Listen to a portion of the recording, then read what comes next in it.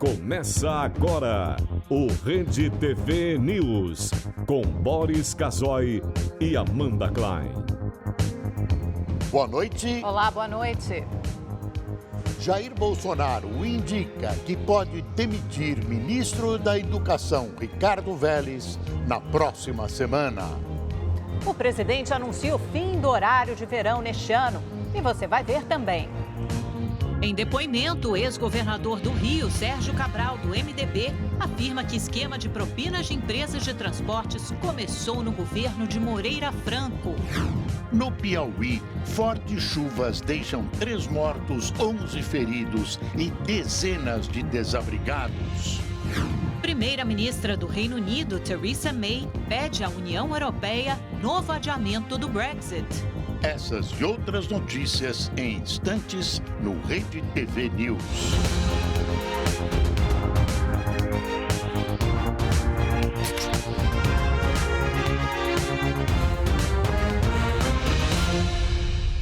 A família de um paciente com uma doença rara luta para conseguir um medicamento de alto custo pelo convênio, que se nega a custear o tratamento. A dança sempre foi a paixão de Damião. Mas, agora, o samba no pé e o jeito alegre deram lugar a um quarto de hospital onde o rapaz está internado desde o dia 24 de fevereiro. Damião, de 31 anos, tem porfiria aguda, uma doença rara causada pelo acúmulo de porfirina, uma molécula orgânica que ajuda a hemoglobina, a proteína que transporta oxigênio no sangue. Ele não mexe os braços, não mexe as pernas, paralisou, não fala direito por causa do negócio que está na boca dele. Desde que a doença foi diagnosticada, a família de Damião vem lutando para adquirir o medicamento necessário para o tratamento. O problema é que os valores são muito elevados. O convênio chegou a disponibilizar algumas doses do remédio, mas por causa do preço alto, a compra das novas doses foram interrompidas, assim como o tratamento de Damião. A gente acabou tendo que mover uma ação. Nossa prioridade é que o convênio libere essa medicação, porque a gente não tem meios de conseguir essa medicação para o DAN. O remédio é importado da França. Para não agravar a doença, o paciente precisa fazer um tratamento de 12 doses, que fica em média em R$ 177 mil. Se a pessoa não usar numa crise grave, não usar o M, vai demorar bastante para baixar naturalmente ou normalmente o M, ou acaba não baixando, né?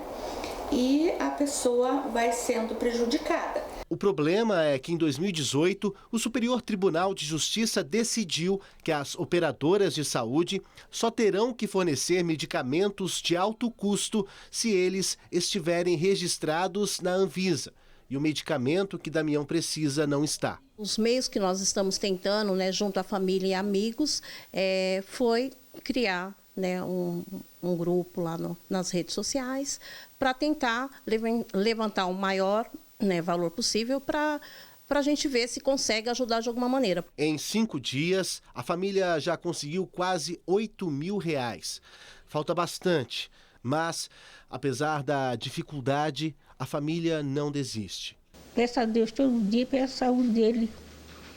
Mas a gente está dependendo deste remédio, que é o mais que a gente está precisando do remédio, porque é muito caro. Nós não temos como comprar esse remédio. 2 casos de sarampo foram confirmados na cidade de São Paulo. Outras 35 suspeitas de contaminação estão sendo investigadas. Segundo a Secretaria Municipal de Saúde, os 2 casos confirmados são importados, ou seja, a infecção ocorreu fora da capital paulista. Uma das pessoas contaminadas veio em um navio que saiu de Malta, na Europa, e atracou no Porto de Santos. O outro caso veio da Noruega. Desde 2015, não havia registro da doença na cidade de São Paulo. Para evitar a proliferação de mais casos, é importante que a população tome a vacina que está disponível em toda a rede municipal de saúde. Um projeto aprovado pela Câmara dos Deputados durante esta semana anistia multas dos partidos. O perdão pode chegar a R$ 70 milhões. A matéria agora será analisada pelo Senado. Enquanto a reforma da Previdência concentra a atenção da população, a Câmara dos Deputados concluiu, na última terça-feira, a votação de um projeto que anistia infrações cometidas por partidos políticos. O texto aprovado foi um substitutivo de relatoria do deputado Paulo Pereira, do Solidariedade de São Paulo. O projeto prevê o perdão das multas aplicadas aos diretórios municipais dos partidos que estão com pendência no CNPJ junto à Receita Federal. A suspensão do documento ocorre quando não há prestação de contas. Para regularizar a situação sem taxas, multas e outros encargos, bastará o envio de declaração simplificada de que não houve movimentação financeira. A Rede TV teve acesso a um estudo feito por especialistas com base em dados do Tribunal Superior Eleitoral e da Receita. Foi analisada a situação dos diretórios de 8 dos principais partidos brasileiros. Em 72% dos casos, existem irregularidades. Além disso, estimativas apontam que a anistia pode chegar a até 70 milhões de reais. Ao invés de se organizarem, cumprirem os comandos legais, eles propõem esta anistia, entre aspas, de modo que se eximam das respectivas responsabilidades, em detrimento, aliás, daqueles partidos que, com transparência, diligência e responsabilidade, cumprem com os comandos legais. O texto, que agora será analisado pelo Senado, também perdoa as punições às legendas que não cumpriram a regra de utilizar 5% do fundo partidário para incentivar a participação de mulheres na política. Estabelece ainda que, em relação à responsabilidade civil e criminal, somente será atingido o dirigente responsável pelo órgão à época do fato, não impedindo os atuais integrantes de receberem recursos do fundo partidário. Este projeto, melhor dizendo, ajuda, no fim das contas, a perpetuar mandatos partidários, perpetuando, com perdão pela redundância, a famosa figura do cacique, e também por auxiliar, por assim dizer, a desorganização interna dos partidos. O argumento utilizado no texto para as mudanças é de que se precisa estabelecer uma nova organização com o fim das doações privadas, de forma a garantir a segurança jurídica. Diz ainda que não se justifica usar dinheiro do fundo partidário, que são recursos públicos, para custear iniciativas junto à Receita Federal. Essa iniciativa é um tapa na cara dos brasileiros que pagam os seus impostos. Além disso, agride a imagem, que já não é muito boa, dos partidos brasileiros. Isso é uma vergonha. O presidente Jair Bolsonaro anunciou hoje que não haverá horário de verão neste ano. O presidente já tinha adiantado a possibilidade. No final da tarde, ele usou o Twitter para confirmar o fim do horário de verão. Segundo ele, após estudos técnicos que apontam para a eliminação dos benefícios por conta de fatores como iluminação mais eficiente, aumento do consumo de energia e mudança de hábitos da população, o governo decidiu que não haverá horário de verão na temporada 2019-2020. Em relação aos próximos anos, ainda não há uma decisão definitiva. Em 2018, a mudança nos relógios já foi mais curta por causa das eleições e a extinção já era estudada desde o governo de Michel Temer. O horário de verão ocorria entre outubro e fevereiro nos estados do Sul, Sudeste e Centro-Oeste.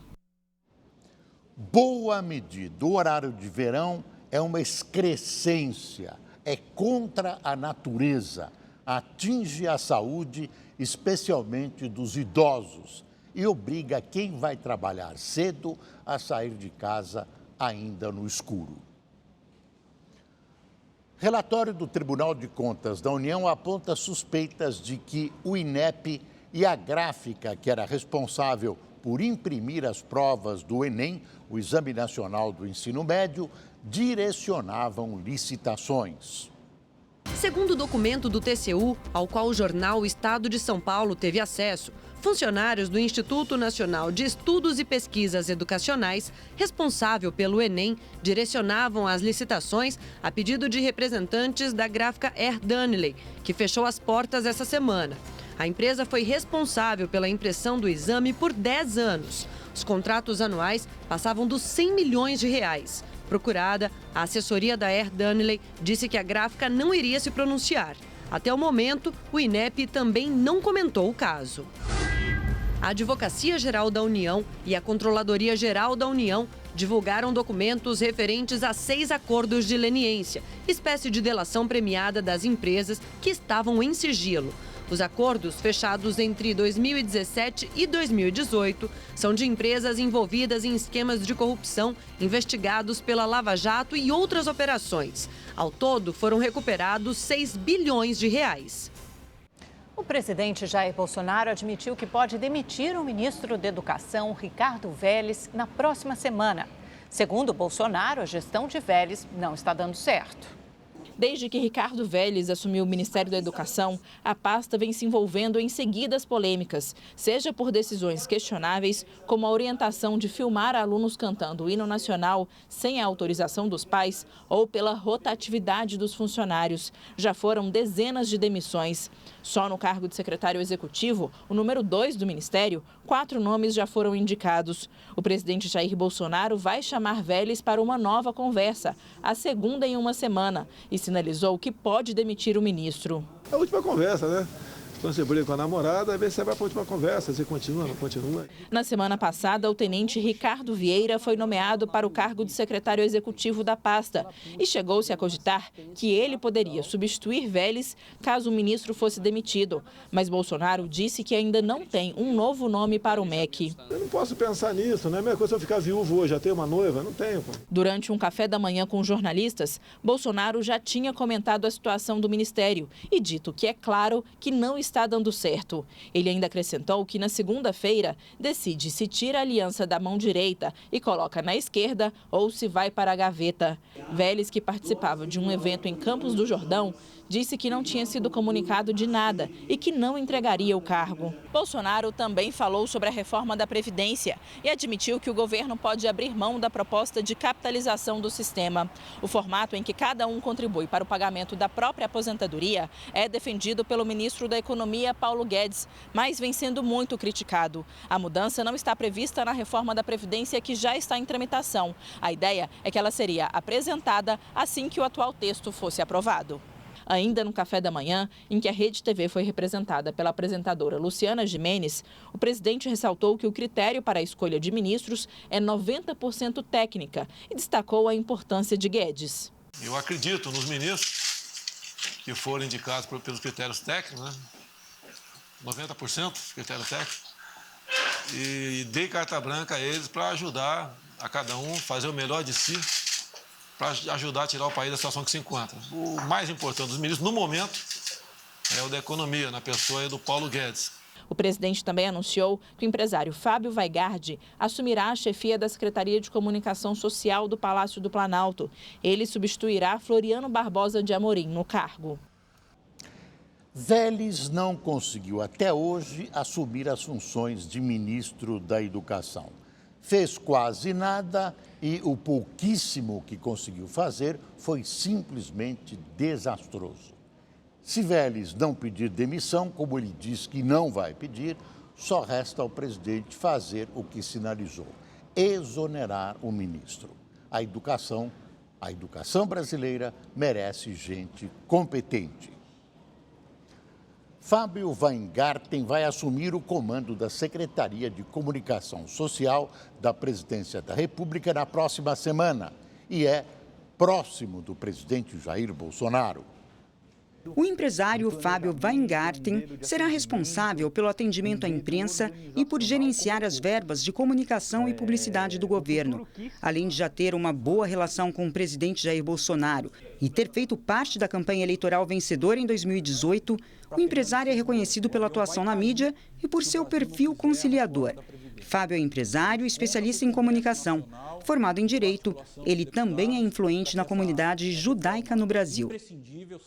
A indicação do empresário Fábio Weingarten, um profissional com reconhecida experiência para a SECOM, certamente agora dará um impulso positivo na comunicação do governo.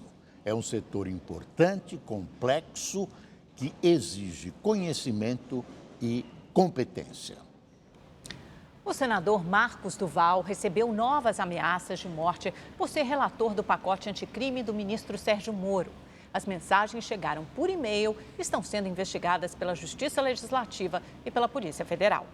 A família do parlamentar está apavorada. Em 5 dias, ele recebeu 3 e-mails com ameaças. No último, recebido hoje de manhã, o remetente chega a debochar da Polícia Legislativa e diz que se o projeto anticrime for aprovado, ele pode dar adeus à sua família. No texto, há ameaças diretas à irmã do senador. O remetente diz que ela será sequestrada, estuprada, torturada e esquartejada. As ameaças começaram logo após o senador Marcos Duval, do Partido Cidadania do Espírito Santo, ser escolhido um dos relatores do projeto anticrime do ministro da Segurança Pública e Justiça, Sérgio Moro.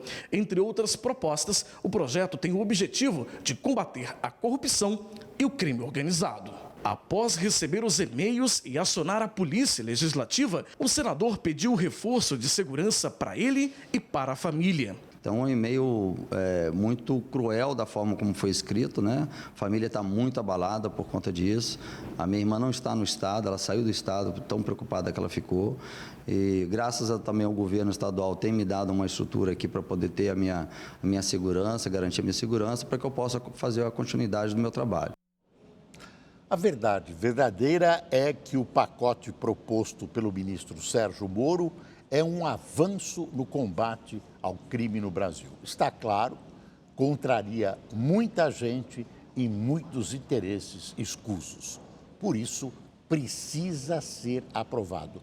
E aprovado rápida e integralmente.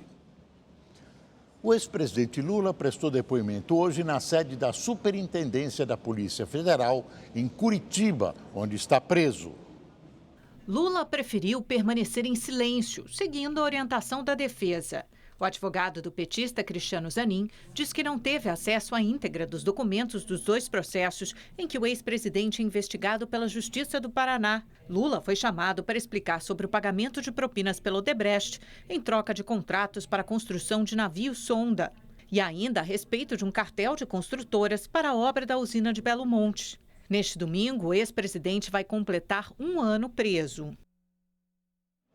A Guarda Civil Metropolitana de São Paulo trocou de comando. Agora, quem vai comandar a corporação é a comandante Elza Paulina de Souza, de 52 anos. Ela é a primeira mulher a assumir o cargo.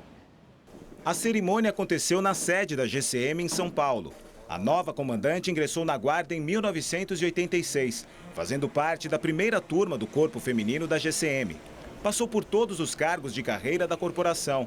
Atualmente, ela estava à frente do programa Guardiã Maria da Penha, que acompanha o cumprimento de medidas judiciais protetivas às mulheres vítimas de violência doméstica. Em Nova Iguaçu, na Baixada Fluminense, um crime frequente na região ganhou destaque nas redes sociais. Tudo porque um dos bandidos que participaram do assalto não tinha uma das pernas. Os moradores estão cansados da violência, já que nem mesmo as câmeras inibem os criminosos. As imagens mostram o momento em que os bandidos fecham a rua e saem de um veículo para assaltar 2 carros ao mesmo tempo por volta das 7 horas da noite de ontem. Armado, o assaltante ameaça uma família e obriga o casal e uma criança a saírem do veículo. No último sábado, a cena se repetiu. A maneira de agir é a mesma, mas repare na habilidade deste criminoso que, mesmo sem uma das pernas, parte para cima das vítimas armado. O motorista tenta fugir, mas desiste e é rendido pelos assaltantes. Os 2 entram no carro e vão embora juntos com os outros comparsas. Segundo o Instituto de Segurança Pública, Nova Iguaçu registrou 435 roubos de veículos nos 2 primeiros meses do ano. Em nota, a Polícia Militar informou que vai reforçar o patrulhamento na área. Um delegado reagiu a um assalto e baleou um criminoso em São Bernardo do Campo, na Grande São Paulo. As imagens do circuito de segurança mostram quando o delegado Ângelo Braga estaciona em frente a um banco. Uma mulher desce no carro e os 2 são surpreendidos pelos assaltantes. Enquanto um aponta a arma para ele, o outro aborda a mulher. Quando o bandido se distrai, o delegado pega a arma e reage. Eles trocam tiros. Os criminosos abandonam a moto e conseguem fugir mesmo baleados. O delegado foi atingido no braço, mas passa bem. A primeira-ministra do Reino Unido, Theresa May, pediu hoje à União Europeia um novo adiamento do Brexit até o dia 30 de junho. Na carta enviada ao presidente do Conselho Europeu, Donald Tusk, May destacou a falta de consenso no parlamento para aprovar o plano do divórcio, mas garantiu estar comprometida com uma saída ordenada. Para isso, pediu ao bloco a prorrogação do prazo para 30 de junho. A premier ainda propôs que o Reino Unido abandone a União Europeia antes mesmo dessa data, assim que conseguir passar o acordo do divórcio. A resposta só deve ser dada na próxima quarta-feira, quando os líderes europeus se reúnem em Bruxelas. Segundo a mídia britânica, Donald Tusk concorda em adiar a saída em até um ano. O pedido de Theresa May, porém, esbarra na França, que exige propostas concretas da primeira-ministra para lidar com o futuro do Brexit. Um dos principais entraves para o novo adiamento são as eleições europeias, no fim de maio. No mês passado, May já havia pedido uma extensão até 30 de junho, mas ganhou bem menos tempo. Atualmente, o divórcio está marcado para daqui a uma semana. A aprovação do acordo ainda parece pouco provável. Depois de 3 dias de reuniões, as conversas entre o governo britânico e a oposição não avançaram. Um incêndio florestal de grandes proporções obrigou o governo da Coreia do Sul a decretar estado de catástrofe natural no país. Pelo menos 2 pessoas morreram e milhares tiveram que sair de casa. O incêndio se espalhou rapidamente por vilas e montanhas no nordeste do país, próximo à Coreia do Norte. As chamas destruíram mais de 400 casas. Cerca de 4.000 pessoas ficaram desabrigadas. As autoridades mobilizaram mais de 10.000 bombeiros e 16.000 militares. O fogo começou na noite de ontem e só foi controlado hoje à tarde. A faísca de um transformador teria provocado o incêndio. O governo decretou estado de catástrofe natural para liberar ajuda de emergência e proibir o acesso às regiões de maior perigo. Milhares de pessoas foram às ruas hoje na Argélia. Essa é a primeira grande manifestação desde a renúncia do presidente na terça-feira. Os argelinos pedem que a cúpula do ex-presidente Abdelaziz Bouteflika não se envolva na transição política. Eles querem a demissão do primeiro-ministro, do presidente do Conselho da Nação e do chefe do Conselho Constitucional, todos vistos como figuras-chave do governo Bouteflika. Os manifestantes também pedem a criação de instituições de transição para reformar o país e garantir eleições justas e livres. Venezuelanos vão ficar sem luz pelo menos 18 horas por semana durante um mês. O racionamento vai afetar 20 dos 23 estados do país. O cronograma de racionamento divulgado hoje pelo governo de Nicolás Maduro prevê cortes diários de até 3 horas. Apenas uma vez por semana, a população contará com fornecimento de energia durante todo o dia. A medida é tomada em meio à crise do setor elétrico na Venezuela. Desde o mês passado, o país sofre com blackouts que paralisaram serviços e forçaram a suspensão da jornada de trabalho e das aulas. Os Estados Unidos aumentaram a pressão sobre o regime chavista. O vice-presidente Mike Pence anunciou hoje sanções a mais de 30 navios da estatal PDVSA, responsáveis pelo envio de petróleo da Venezuela para Cuba. 2 pessoas morreram e 40 famílias ficaram desabrigadas após uma enxurrada em Teresina, no Piauí. A tragédia do parque rodoviário na zona sul de Teresina, capital do Piauí, foi apenas uma das consequências das fortes chuvas que caem por todo o estado. Em 3 dias, choveu na cidade o esperado para um sexto do ano.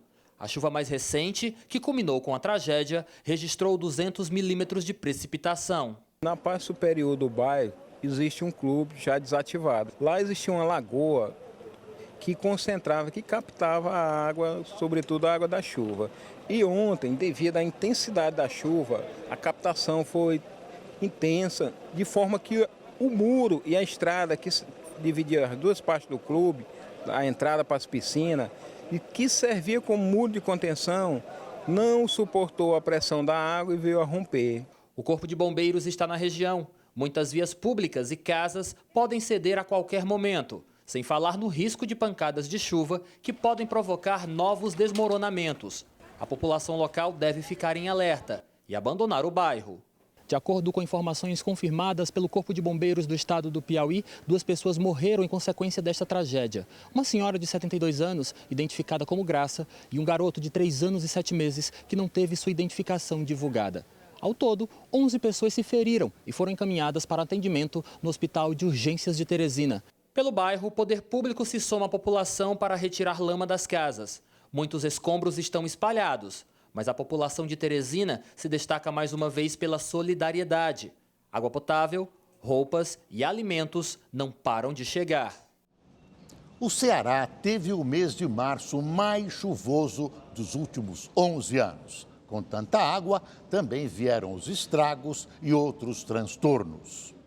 Em Fortaleza, os bairros da periferia são os mais afetados. Com o excesso de chuva e a falta de drenagem, muitas ruas não suportam o volume de água e viram uma atração perigosa para as crianças. Em alguns trechos, a água impede a passagem dos veículos. Mesmo assim, os moradores tentam. Em muitas casas, mesmo com muretas de proteção, a água da chuva entra e causa prejuízos. Quando chove, eu nem compro mais nada. Não adianta, né? Não adianta que a água molha tudo. Em Granja, no interior do estado, o nível do rio Coreaú subiu tanto que já começou a invadir a cidade, a 300 quilômetros de Fortaleza. Bairros estão debaixo d'água e mais de 100 famílias foram afetadas. Em Viçosa do Ceará, uma imagem do Cristo Redentor desabou. Problemas também nas estradas. Segundo o DENIT e o Departamento de Estradas de Rodagem, 6 rodovias federais e 5 estaduais foram afetadas pela chuva e estão danificadas. Aqui na praia do Icaraí, em Caucaia, na região metropolitana, a chuva também causou estragos. Essa enorme cratera se formou bem em frente a esta casa, que agora corre o risco de desabar. Os homens da prefeitura já trabalham no local. A casa é de veraneio e o morador não estava no momento que a cratera se abriu.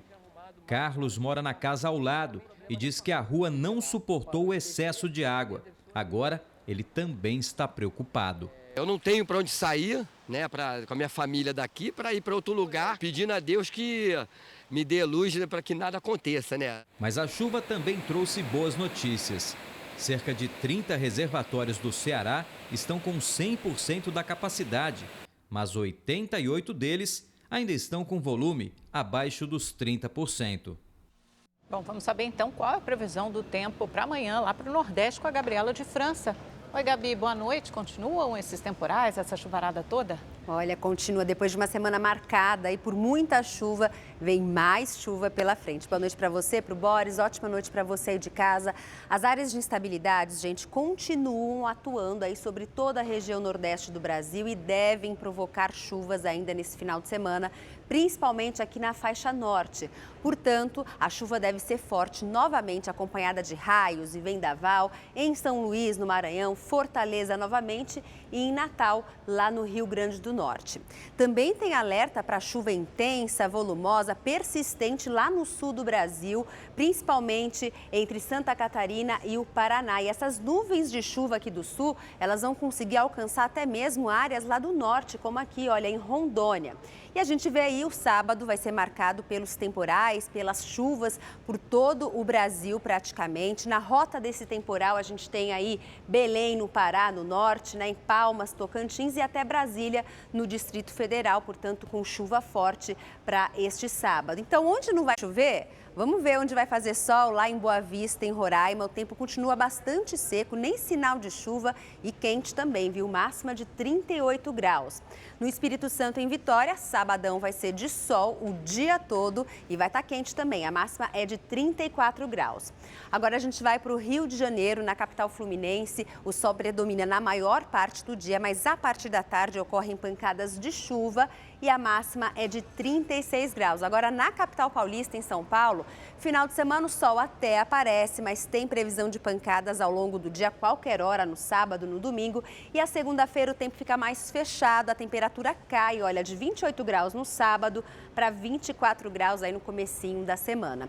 E a gente encerra hoje a previsão do tempo, gente, com uma imagem assustadora. Olha só, essa menina de apenas 6 anos, ela foi quase levada pela enxurrada quando tentava atravessar a rua. Por muito pouco aí, né, 2 homens apareceram e conseguiram resgatá-la ali, salvá-la dessa enchente, dessa enxurrada. Ela teve ferimentos leves e passa bem, mas poderia ter terminado de forma trágica, então fica aí o alerta. Final de semana vai ser com chuva, não deve se arriscar aí na enchente, né? Começou um temporal, procure um abrigo imediatamente. E cuidado com as crianças. Obrigada, Gabi. Especialmente. Tchau, tchau, gente. Boa noite, um ótimo final de semana. Um homem foi preso por atropelar e matar uma mulher na zona oeste de São Paulo em 2016. Eric Silveira dos Santos, de 37 anos, tinha um mandado de prisão expedido contra ele. Ele atropelou 3 pessoas que estavam na frente de um bar na zona oeste de São Paulo em 2016. Ele estava embriagado. Eric tentou fugir, foi contido por pedestres e chegou a ser detido, mas foi liberado. 2 dias depois, uma das vítimas morreu e Eric passou a ser foragido. Em Diadema, na Grande São Paulo, o gerente de uma agência bancária foi feito refém por 2 criminosos. Os assaltantes roubaram o banco e deixaram o funcionário com supostos artefatos explosivos amarrados no pescoço. A área foi isolada e o GAT foi chamado. O gerente foi liberado sem ferimentos. Ninguém foi preso e o valor roubado não foi informado. A 18ª edição do Fórum Empresarial LIDE reuniu políticos e empresários em Campos do Jordão, no interior de São Paulo. Foram discutidos temas econômicos e sociais, como a reforma da Previdência. Cerca de 300 empresários de todo o país, além de especialistas e autoridades do poder público, compareceram ao Centro de Convenções de Campos do Jordão. O ministro do Meio Ambiente defendeu a revisão de questões ambientais e disse que as medidas que hoje são impostas a pretexto de cuidar do meio ambiente acabam por enfraquecer o desenvolvimento econômico.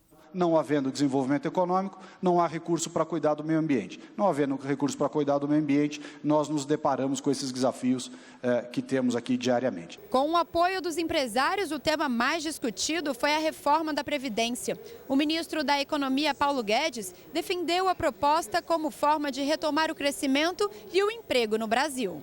Quem está envolvido nessa reforma, dessa forma como nós estamos, baixando a contribuição dos mais pobres e subindo um pouquinho a contribuição de quem tem mais condições de pagar, progressivamente, a grande luta é pela preservação do sistema previdenciário brasileiro. O presidente da Câmara, Rodrigo Maia, também discutiu a proposta de reforma da Previdência e disse que é principalmente um defensor do servidor público. Não dá mais para a gente ficar preocupado com direita ou esquerda. O Estado brasileiro vai entrar em colapso, vai deixar de prestar os serviços e vai deixar de pagar o salário de seus servidores nos próximos 3, 4 anos, se nada for feito. A Receita Federal pediu que a Polícia Federal investigue 2 servidores que acessaram os dados pessoais do presidente Bolsonaro e de familiares dele.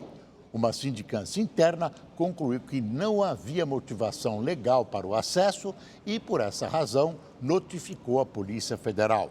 Um procedimento para apurar a responsabilidade funcional desses envolvidos também foi aberto. O Palácio do Planalto ainda não se pronunciou sobre o caso. A polícia prendeu mais 2 suspeitos de participarem da tentativa de assalto aos bancos em Guararema, na Grande São Paulo.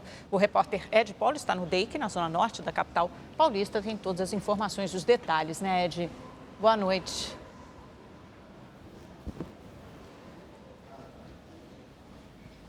Oi, Amanda, boa noite, Boris, boa noite a todos. Dos 6 detidos que estão aqui no DEIC, Departamento Estadual de Investigações Criminais, 4 participaram diretamente desta ação ontem em Guararema. 2 mulheres disseram à polícia que foram... 2 estavam escondidos numa mata. Elas foram detidas exatamente próximas a essa mata. Um deles acabou. Daqui a pouco tentamos retornar ao contato com o Ed Polo, que está na frente do DEIC. O contraventor e bicheiro Carlinhos Cachoeira começou a cumprir pena no regime aberto. Condenado a 8 anos de prisão, Cachoeira retirou a tornozeleira eletrônica na noite de ontem. Carlos Augusto de Almeida Ramos cumpre pena em Goiás por corrupção e fraude em uma licitação da Loteria do Estado do Rio de Janeiro, a Loterge. Ele foi acusado de pagar R$1.700.000 para o ex-diretor da Loterge e ex-assessor da Casa Civil do governo Lula, Valdomiro Diniz. Em troca, o bicheiro obteve alterações em contratos de licitação. Carlinhos Cachoeira recebeu a progressão de regime por bom comportamento e agora deverá cumprir medidas cautelares, como não sair de casa entre as 8 horas da noite e as 5 da manhã, não mudar de endereço sem aviso prévio e não frequentar casas noturnas e bares. O policial militar que empurrou uma aluna com uma arma dentro de uma escola foi afastado. Os jovens foram agredidos por militares durante um protesto em um colégio público em Guarulhos, na região metropolitana de São Paulo. Essas imagens gravadas pelos próprios alunos mostram o momento da confusão. Os policiais tentam conter os alunos da Escola Estadual Frederico de Barros Brotero, em Guarulhos. É possível ver o momento em que os PMs retiram um aluno do colégio à força. Agora repare neste policial. Ele está com espingarda que aparenta ser de grosso calibre.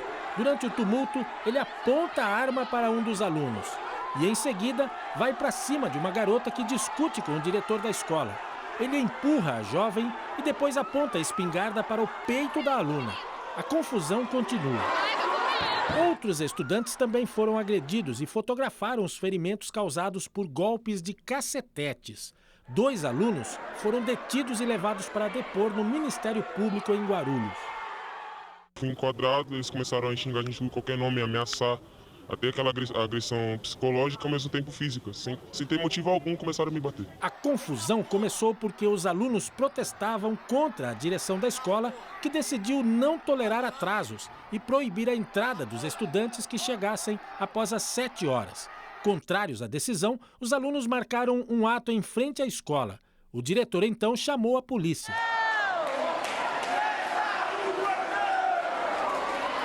Uma comissão da OAB vai acompanhar o caso em nome dos alunos. O que temos de pronto é a truculência realmente da PM, né? Da qual tá viralizado aí, empurrando uma aluna com uma arma lá. Isso a gente acha que realmente é desnecessário. Hoje o governador João Dória determinou o imediato afastamento do policial que empurrou a jovem com uma arma. E a Polícia Militar abriu inquérito para apurar o caso. Em nota, a Secretaria de Estado da Educação disse que vai apurar o episódio e colaborar com a polícia para esclarecer o fato. Já a Polícia Militar informou que instaurou uma investigação para analisar a conduta dos policiais que aparecem nas imagens. Tem policial que com bandido é chuchuca, se é assim que se fala, e com a garotada é tigrão. Esse policial do revólver, da arma, além de covarde, é incompetente. É um perigo manter esse sujeito no policiamento nas ruas. O programa Documento Verdade desta sexta-feira vai mostrar uma expedição até a Antártica. O continente gelado, também conhecido como Antártida, é morada de pesquisadores brasileiros e estrangeiros. A equipe do programa vai ver de perto como andam a reconstrução da Estação Comandante Ferraz, destruída após o incêndio em 2012. O Documento Verdade vai ao ar às 10h15.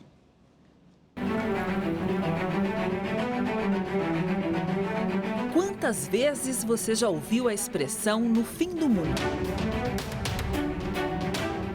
Várias vezes, com certeza.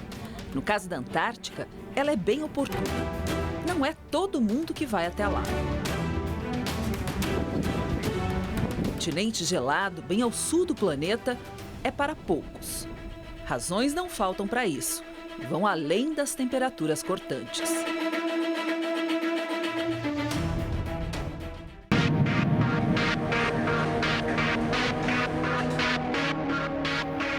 No caminho até a estação Comandante Ferraz, alguns desafios. A água quase congelante, em torno de 2 graus negativos, insiste em balançar o bote. Nós percorremos esse caminho de cerca de 800 metros na água gelada, com roupa de proteção, para a segurança de todo mundo. E agora estamos aqui para conhecer a nova estação. É imperdível o Documento Verdade hoje, às 10h15 da noite. O Tribunal de Tóquio decidiu hoje que o ex-presidente da Aliança Renault-Nissan, o brasileiro Carlos Ghosn, permanecerá detido até o dia 14 de abril. A Corte Distrital da capital japonesa aceitou o pedido apresentado pela promotoria para estender a prisão de Ghosn. As autoridades investigam novas suspeitas de que o executivo tenha desviado cerca de 5 milhões de dólares da Nissan por meio de uma distribuidora de veículos em Omã. Com dinheiro, Carlos Ghosn teria comprado um iate de luxo e feito investimentos pessoais. Segundo nos procuradores, o empresário foi preso por risco de destruição de provas que impediriam as investigações. Ghosn nega todas as denúncias. Esta é a segunda vez que o executivo é preso. Ele havia sido solto no dia 6 de março, após pagar fiança de quase 9 milhões de dólares. E agora vamos voltar com o Ed Polo, lá do DEIC, em São Paulo. Ed.